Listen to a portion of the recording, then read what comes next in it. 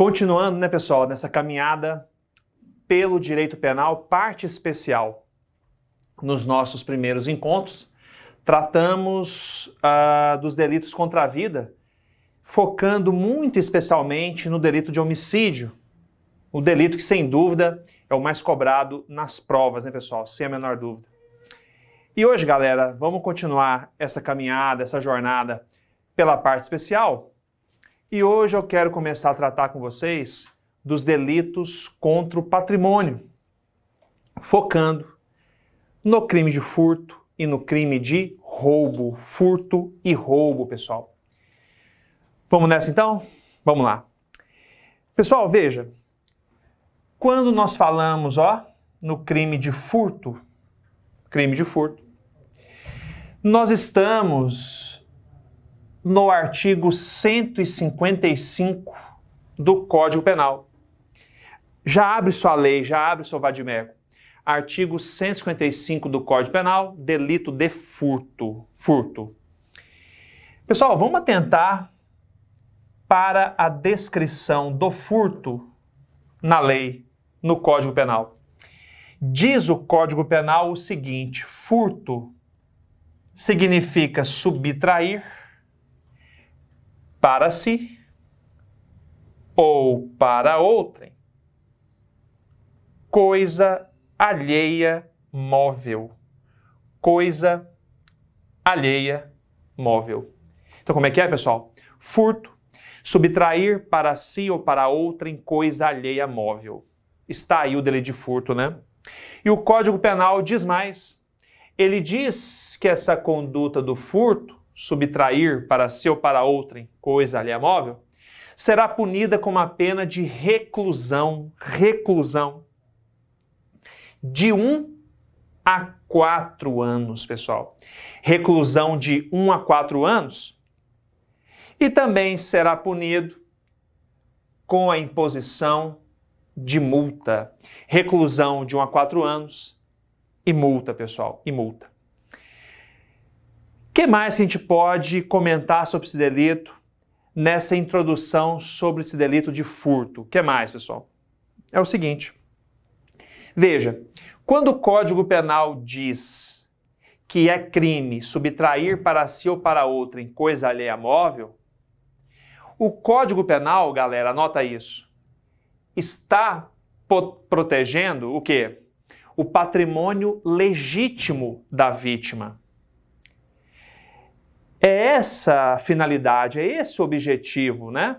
É por isso que o crime de furto existe. Para proteger o patrimônio legítimo da vítima. O patrimônio legítimo, pessoal. E quando a gente fala de patrimônio legítimo, eu estou falando de propriedade.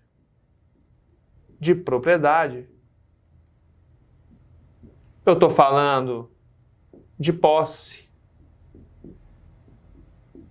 de detenção. Então, o crime de furto, sem a menor dúvida, ele protege o patrimônio, ele protege a propriedade, a posse, a detenção, que sejam legítimas.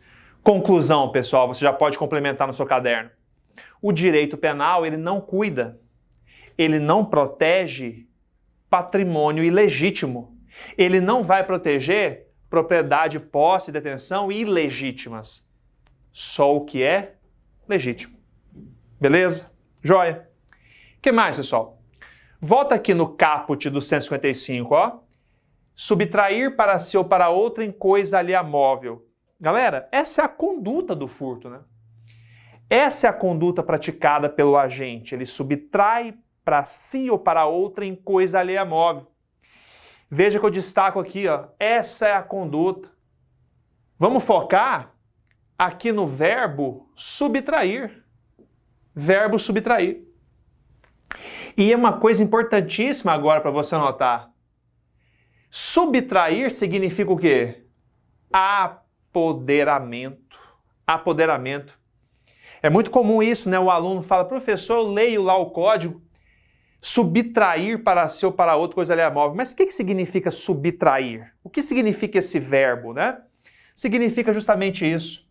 O agente que pratica o furto, que está subtraindo coisa alheia móvel, ele tem qual intenção? Qual o seu objetivo? O objetivo é se apoderar de coisa alheia, é se apoderar de coisa de terceiro. Esse ânimo de apoderamento. Ele quer se apoderar, anota, de forma definitiva do patrimônio alheio. Ele quer se apoderar definitivamente do patrimônio alheio. Anota isso, pessoal. Ele quer se apoderar definitivamente.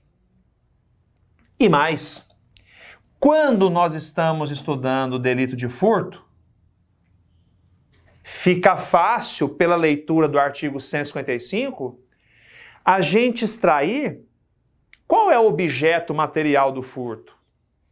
Aí você pergunta, professor, mas o que é objeto material de um crime? Você vai anotar isso. Objeto material é aquilo sobre o qual recai a conduta criminosa. A conduta criminosa tem como objeto, a conduta criminosa do furto, ela tem como objeto material, é uma conduta criminosa que recai sobre coisa alheia móvel. Então, qual é o objeto material do furto? A conduta criminosa do furto recai sobre o quê? Sobre coisa alheia móvel. Esse é o objeto material do furto. É sobre o que recai a conduta criminosa do furto, sobre coisa alheia móvel. E galera, cuidado, cuidado. Você pergunta assim, professor, mas já entendi que o furto recai sobre coisa alheia móvel. Mas como é que eu devo interpretar essa coisa alheia móvel? Como eu devo interpretar isso? Pessoal, da seguinte forma. Coisa alheia móvel são os bens economicamente apreciáveis. Coisa alheia móvel são os bens o quê? Economicamente apreciáveis, pessoal. Bens economicamente apreciáveis. Economicamente apreciáveis. Coisa alheia móvel é, portanto, aquilo que tem o quê? Valor econômico. Bens economicamente apreciáveis. Que tem valor econômico. Um valor econômico relevante, né? Relevante. E aí, quando nós falamos isso, pessoal, é natural que surja uma dúvida. Professor, eu já vi casos de que uma pessoa se sente vítima de uma subtração. E foi subtraído dela,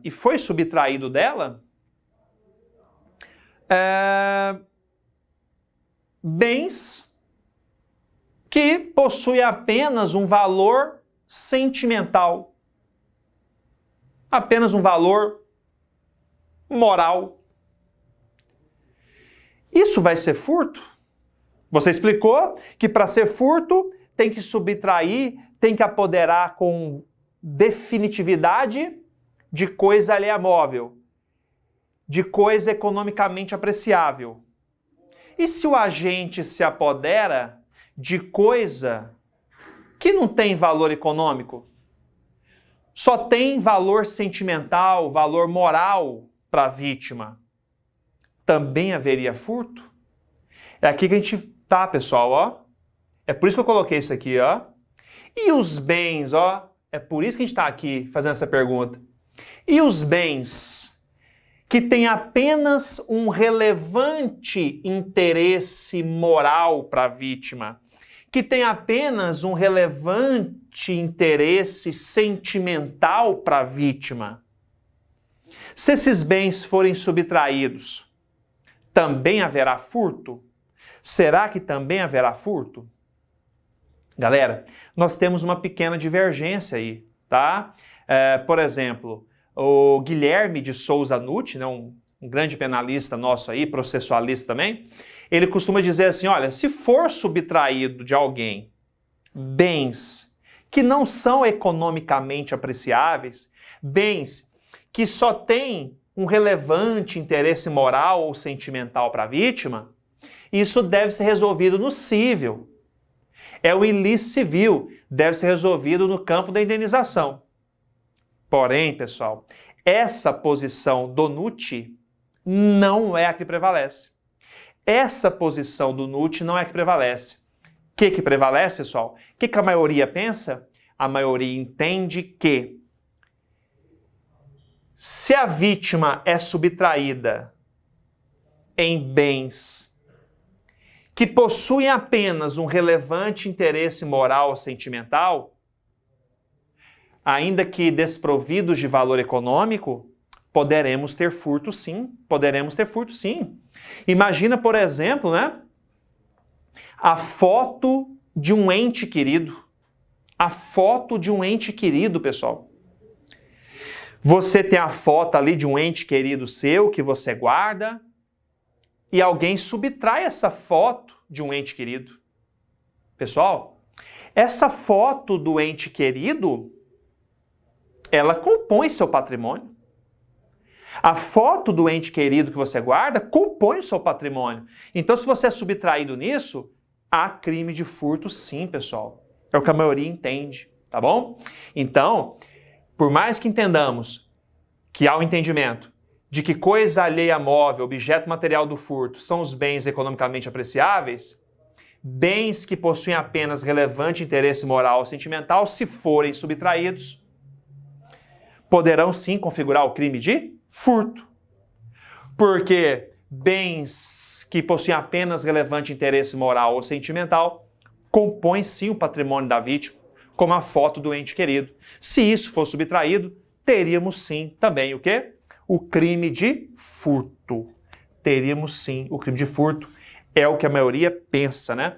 Teríamos furto, ilícito penal e também o ilícito civil. É a posição da maioria. Jóia, pessoal? Beleza? Ótimo. O que mais nós podemos falar sobre essa introdução ao furto, né? Veja, como nós já repetimos bastante aqui, para configurar o crime de furto, eu tenho que estar diante de coisa alheia, né? O agente subtrai para ele ou para outrem coisa alheia. Coisa que pertence a terceiros. Então é fundamental para a configuração do furto que a subtração seja de coisa alheia.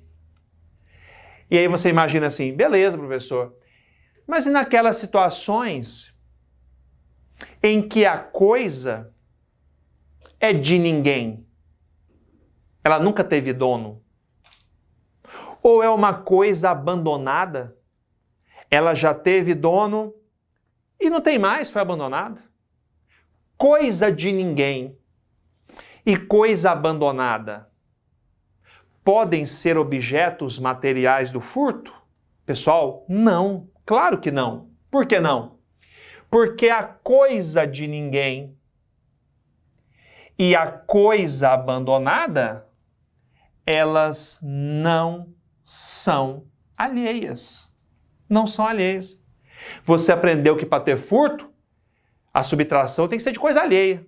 O objeto material do furto é coisa alheia. Coisa de ninguém, coisa abandonada, não são alheias. Então, podem ser objeto material do furto? Não, pessoal. Não. Não terei furto se o caso envolver coisa de ninguém, coisa abandonada. Não terei furto nessas hipóteses. Não haverá crime de furto nessas hipóteses. Joia? Tranquilo?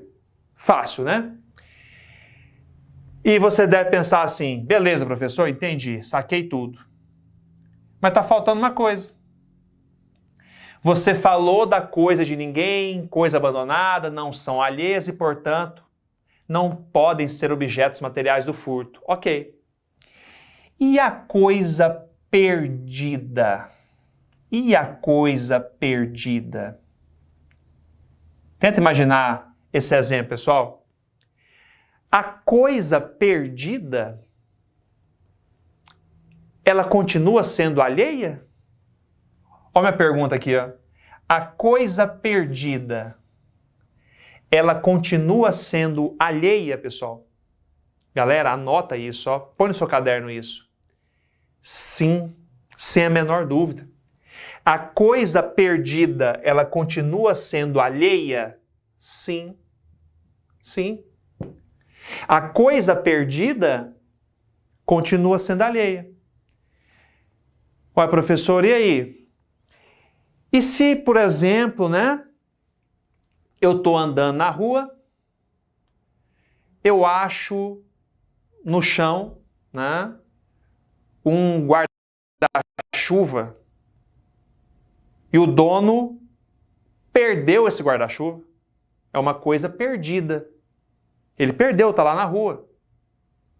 Ele só foi notar que ele tinha perdido quando ele chegou em casa. Ele pensou, meu Deus, deixei meu guarda-chuva cair em algum lugar. Perdi meu guarda-chuva. Coisa perdida. É uma coisa alheia. E aí você, né, no final do seu expediente, do seu trabalho, você está andando naquela rua lá, você se depara com esse guarda-chuva, com coisa perdida, com coisa alheia. E você se apropria da coisa perdida. E aí, teremos crime de furto, pessoal, nessa hipótese? Pensa um pouco. Teremos crime de furto nessa hipótese? Pessoal, cuidado, ó. Você aprendeu que para ter furto, além de ter que envolver coisa alheia, o agente subtrai coisa alheia. Nesse exemplo do guarda-chuva, eu estou diante de coisa perdida, que é coisa alheia, ótimo. Pessoal, mas eu não tenho subtração. A minha conduta de ir lá e pegar esse guarda-chuva não é subtração. Na verdade, eu estou me apropriando de coisa achada. Quando o agente se apropria de coisa perdida que ele achou, não teremos furto, pessoal, teremos outro crime. Teremos crime, mas não furto. Qual crime que nós teremos, ó? Anota. O crime de apropriação de coisa achada, apropriação de coisa achada, que estava ali perdida, vai configurar esse crime aqui, pessoal. É o crime, né, por óbvio, chamado apropriação de coisa achada. Esse é o crime, pessoal. Professor, mas nunca imaginei que tinha isso no Código Penal. Apropriação de coisa achada, esse que é o crime? Esse que é o crime. Onde que está isso, professor? Está aqui, ó. Anota. Está no artigo 169, parágrafo único, inciso 2 do Código Penal. Artigo 169, parágrafo único, inciso 2 do Código Penal. Apropriação de coisa achada. Eu me apropriei de coisa perdida. Achei e me apropriei, né? Cometo furto? Não. Cometo apropriação de coisa achada. Pessoal, o 69, parágrafo único, inciso 2, você vai abrir lá o seu vadimeco, está lá a conduta. Se apropriar de coisa perdida e não devolver ao dono. Não procurar as autoridades competentes para fazer a devolução. Num prazo de 15 dias. Aí eu terei crime. Apropriação de coisa achada. Sacou essa diferença, pessoal? É um exemplo muito, assim, possível de cair na sua prova, né? Uma galera vai achar que é furto, mas não. É um crime específico, é a apropriação de coisa achada. Ok. E aí, pessoal, veja, nesse nosso início aqui sobre o furto, outro ponto marcante é o seguinte.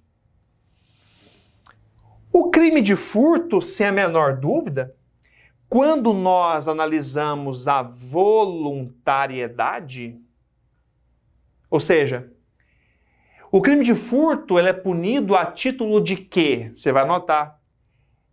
Punido a título de dolo. Professor, o furto é punido a título culposo? Claro que não, pessoal. Claro que não. O crime de furto, ele é punido a título de dolo. É aqui, pessoal, que aparece aquela expressão de prova, né? O agente possui isso aqui, ó. O animus furandi. Animus furandi. Dizer que o furto é punido a título de dolo significa que o agente que furta, que subtrai para si ou para outra em coisa alheia-móvel, ele faz isso dolosamente. O que move ele, o que move a sua intenção é o chamado animus furandi, ou seja, como você viu, é a vontade de se apoderar da coisa alheia. Se apoderar da coisa alheia de forma definitiva. Definitiva. É isso que ele quer. Se apoderar da coisa alheia de maneira definitiva. É o chamado animus furandi. E aí você está pensando, beleza, professor, ótimo, ótimo, já saquei isso. Mas se o cara subtrair coisa alheia só para usar? E aí, como é que o direito penal interpreta isso? Pessoal, o direito penal chama isso de furto de uso. Furto de uso. E aí você está pensando, será que esse tal furto de uso é crime? Será que ele é crime? O furto de uso é crime? Pessoal, cuidado, cuidado. Furto de uso, você vai anotar o seguinte. O furto de uso, ele é um fato atípico. Atípico. Ou seja, pessoal, furto de uso não é crime, ele é um fato atípico, mas cuidado. O furto de uso, chamado furto de uso, é fato atípico, não é crime, desde que presente, anota, 3 requisitos cumulativos. Desde que presente 3 requisitos cumulativos. Terei fato atípico, não é crime, nesse tal furto de uso. Primeiro requisito. Se o agente, desde o início, tinha a intenção apenas de usar a coisa. Segundo requisito, essa coisa não é consumível com o uso. Não é consumível com o uso. Terceiro requisito, o agente restitui a coisa de maneira imediata, integral à vítima. Então, havendo esses 3 requisitos, intenção desde o início de apenas usar momentaneamente a coisa. A coisa não é consumível com o uso. E o sujeito restitui à vítima essa coisa de maneira integral, de maneira imediata, aí sim, estou diante dessa figura atípica que não é crime, o tal furto de uso. Faltando qualquer um desses requisitos, aí sim terei o crime de furto, terei o artigo 155. Entendeu, pessoal? Sacou como é que devemos lidar com essa situação? O chamado furto de uso? Anotou os seus requisitos? O bom da aula online é isso, né? Você está no conforto da sua casa, né? Você pode parar o vídeo, pode voltar. Anota esses requisitos, tá? Furto de uso é um fato atípico, não é crime, desde que presente os 3 requisitos que falamos. Anota mais uma vez. Agente desde o início, que é apenas usar a coisa momentaneamente. É a intenção desde o início de uso momentâneo. A coisa não é consumível com o uso.